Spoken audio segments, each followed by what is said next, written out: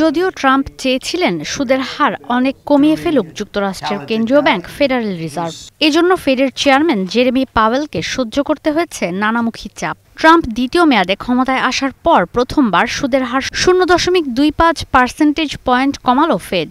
বলা হচ্ছে সামনের দিনগুলোতে আরও কমবে সুদহার, যেন ঋণ নেওয়া আর বিনিয়োগ করা আরও সহজ হয় যুক্তরাষ্ট্রে।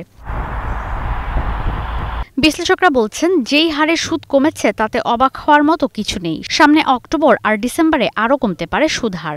শেয়ার বাজার কিছুদিন ভালো অবস্থায় থাকবে, কিন্তু দেশের অর্থনীতির চিত্র এবার ভিন্ন। মূল্যস্ফীতি বাড়লেও বেকারত্ব কমার পরিবর্তে বাড়ছে। আপাতত চাকরির বাজারে স্বস্তি দিতে এবং মন্দা ঝুঁকি এড়াতে সুদের হার কমিয়েছে ফেড। 2025 সালে দুইবার, 2026 সালে প্রথমার্ধে আরও দুইবার কমবে সুদহার। ফেড সুদের হার কমানো মাত্র শুরু করলেও 2026 সাল পর্যন্ত চলতে থাকবে। তখন অর্থনৈতিক পরিস্থিতি বোঝা যাবে। সম্ভাব্য ঝুঁকি এড়ানোর জন্য কমানো হয়েছে সুদের হার।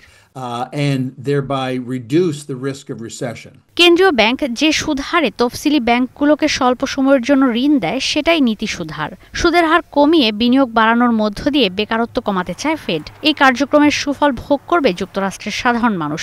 ক্রেডিট কার্ডের বিলিং সিস্টেম, গাড়ি কিংবা বাড়ির জন্য ঋণের সুদ কমবে মার্কিনদের। বন্ধকি ঋণের অবস্থা থাকবে স্থিতিশীল।